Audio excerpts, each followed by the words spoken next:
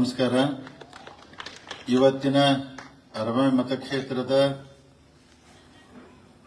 ಮಠಾಧೀಶರ ನೂತನವಾದಂಥ ಒಕ್ಕೂಟದ ಉದ್ಘಾಟನಾ ಸಮಾರಂಭಕ್ಕೆ ಆಗಮಿಸಿ ದಿವ್ಯ ಸಾನ್ನಿಧ್ಯ ವಹಿಸಿದಂಥ ಗೋಕಾಕ್ ಪರಮ ಪೂಜ್ಯ ಸ್ವಾಮೀಜಿಯವರ ಪಾದಾರಗಳಿಗೆ ನಮಸ್ಕರಿಸುತ್ತಾ, ವೇದಿಕೆ ಮೇಲಿದ್ದಂಥ ಎಲ್ಲ ಪರಮ ಪೂಜ್ಯ ಸ್ವಾಮೀಜಿಯವರ ಪಾದಾರಗಳಿಗೆ ನಮಸ್ಕರಿಸುತ್ತಾ, ಇವತ್ತು ಎಲ್ಲ ನಮ್ಮ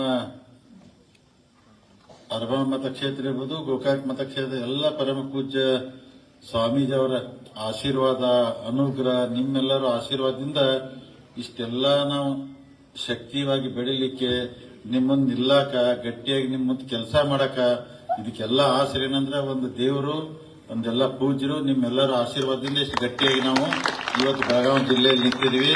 ಈ ಆಶೀರ್ವಾದ ಇದೆಲ್ಲ ಸದಾ ನಮ್ಮಲ್ಲಿ ಇರಬೇಕಂತ ಪೂಜ್ಯರಲ್ಲಿ ಪ್ರಾರ್ಥನೆ ಮಾಡ್ಕೋತೀನಿ. ಮತ್ತೆ ಇವತ್ತು ಯಾಕಂದ್ರೆ ನಾನು ಅಜ್ಜರ ಜೊತೆ ಇದಾಗೆಲ್ಲ ಚರ್ಚೆ ಮಾಡಿದಾಗ ಮೊದಲು ನಾವು ಯಾಕಂದ್ರೆ ಗೋಕಾಕದಲ್ಲಿ ಒಂದು ಸಭೆ ಮಾಡಿ ಒಂದು ಒಕ್ಕೂಟ ಮಾಡಿ ಗೋಕಾಕ್ ಅಜ್ಜರ ಮಾರ್ಗದರ್ಶನಗಳಿಗೆ ಎಲ್ಲ ಕೆಲಸ ಮಾಡ್ಕೊತ ಹೋಗ್ತಿದ್ವಿ. ಈಗ ನಮ್ಮ ಹುಣಸಾಳ ಅಜ್ಜಾರ್ ಹೇಳಿದಂಗ ಅರಬಾವಿ ಕ್ಷೇತ್ರದ ಒಂದು ಮಾಡಿ ಅಂದಾಗ ನಾನು ಪೂಜ್ಯರಲ್ಲಿ ಎಲ್ಲ ವಿನಂತಿ ಮಾಡ್ಕೊಂಡೆ. ಯಾಕಂದ್ರೆ ಗೋಕಾಕ್ ಇರಬಹುದು ಅಥವಾ ಮೂಡಲ್ಗಿರಬಹುದು, ಕ್ಷೇತ್ರ ಎರಡೂ ಒಂದೇ ಅದಾವ, ಬೇರೆ ಬೇರೆ ಇಲ್ಲ.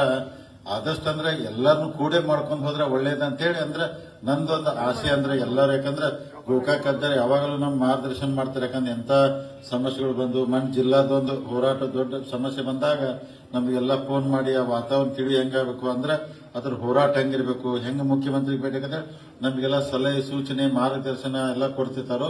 ಅದಕ್ಕೆ ಮುಂದಾದ್ರೂ ಅವರ ಮಾರ್ಗದರ್ಶನದಲ್ಲಿ ನಾವೆಲ್ಲರೂ ಕೂಡ ಹೋದ್ರೆ ಎರಡೂ ತಾಲೂಕಿಗೆ, ಎರಡೂ ಕ್ಷೇತ್ರಕ್ಕೆ ಬಹಳ ಒಳ್ಳೇದಾಗ್ತೈತಿ. ಈ ದೃಷ್ಟಿಯಲ್ಲಿ ಮಾಡ್ಕೊಂಡು ಹೋಗೋಣ ಅಂತ ಹೇಳಿ ನಾ ಪೂಜ್ಯರಲ್ಲಿ ವಿನಂತಿ ಮಾಡ್ಕೋತೀನಿ. ಮತ್ತೆ ಅದ್ರ ಜೊತೆಗೆ ಎಲ್ಲರೂ ಇವತ್ತು ಯಾಕಂದ್ರೆ ಈ ಒಕ್ಕೂಟ ಮಾಡಿ, ಯಾಕಂದ್ರೆ ಅಜ್ಜಾರ್ ಎಲ್ಲರೂ ಈಗ ಹೇಳಿದ್ರೆ, ಯಾಕಂದ್ರೆ ಮುಂಚಾಳ ಅಜ್ಜಾರು ಎಲ್ಲರೂ ಕೂಡ ಅಂದ್ರೆ ಕನೇರಿ ಮಠ ಅಜ್ಜಾರ ಮಾರ್ಗದರ್ಶನದಲ್ಲಿ ಅವರೆಲ್ಲ ಆ ಮಠಕ್ಕೆ ಹೋಗಿ ಎಲ್ಲರೂ ಬಹಳ ಇದು ಮಾಡ್ತಿದ್ರು.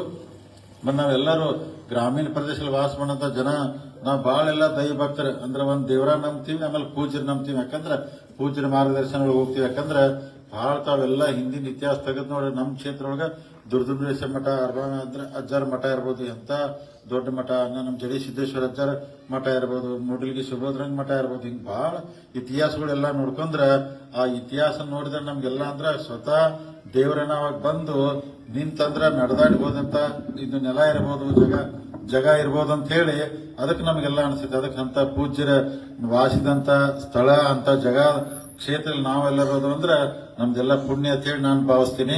ಅದಕ್ಕೆ ನಾವೆಲ್ಲರೂ ಈಗ ನಮ್ಮ ಪೂಜ್ಯರೇನ ತಾವು ಮಾರ್ಗದರ್ಶನ ಮಾಡಿ ಏನು ಒಕ್ಕೂಟ ಮಾಡಿದರೆ ಇದಕ್ಕೆ ಸಂಪೂರ್ಣವಾದಂತ ನಮ್ದೆಲ್ಲ ಸಹಾಯ ಇರ್ತೈತಿ. ನಿಮ್ ಜೊತೆಗೆ ಇದಕ್ಕೆ ನಾವೆಲ್ಲ ಮಾಡ್ತೀವಿ ಅಂದ್ರೆ ತಮ್ಮ ಮುಖಾಂತರದಿಂದ ಸಮಾಜಕ್ಕೆ ಒಳ್ಳೇದಾಗಬೇಕು.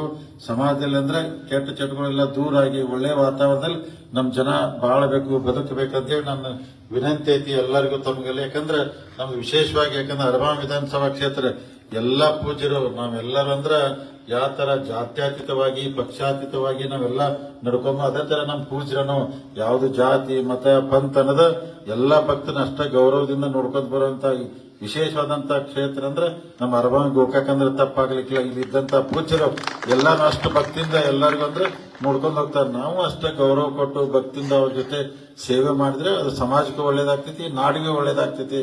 ಅದಕ್ಕೆ ತಾವೆಲ್ಲರೂ ಮುಂದಿನ ದಿನಮಾನದಾಗ ಪೂಜ್ಯ ತಾವೇನ್ ಮಾರ್ಗದರ್ಶನ ನಮಗೆ ಕೊಡ್ತೀರಿ ಅದನ್ನ ಅಚ್ಚುಕಟ್ಟಾಗಿ ನಿಮ್ ಜೊತೆ ನಿಂತು ತಾವು ಯಾವ ಕೆಲಸ ಮಾಡಕ್ ಹೇಳ್ತೀರಿ ಖಂಡಿತವಾಗಿ ಮಾಡ್ತೀವಿ.